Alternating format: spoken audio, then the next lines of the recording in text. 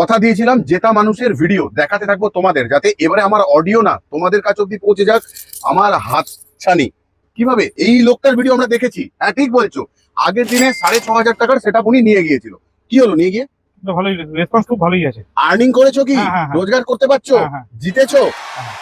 এই- আজকে কি করতে এসছো? আজকে পরের সেটআপটা নিতে। দেখো মানুষ 1 সপ্তাহ 8 দিন আগে ওনার সাথে ভিডিও আমাদের এই 2-3 দিন আগে আমরা ছেড়েছি আমাদের চ্যানেলে। তারপর উনি 1 সপ্তাহ 8 দিনের মাথায় আবার একটা নতুন ডাইস, সুতো, প্লাস্টিক, নতুন একটা সেটআপ, এটা 5 টাকার স্ট্যান্ড ক্যান্ডেল বানাবে, তার জন্য চলে এসছে। আগের বার নিয়ে গেছিল 2 টাকা মোমবাতি বানানোর, একটু স্ক্রল করে দেখে নাও, আছে ভিডিও। সেদিন খুব ভয় পাচ্ছিল। আর আজকে ভয় আছে? চোখ আলাদা, বিজনেস করতে পারছেন উনি। এ বাবা, তুমি এখনো শুনছো? শুনতেই থাকবে। ডাকলাম তোমাকেও, কিছু করো ঘরে বসে। এটা ঘরে বসে ব্যবসা। আমরা রয়েছি যতক্ষণ পারবো ততক্ষণ চেষ্টা করব তোমাদের জন্য।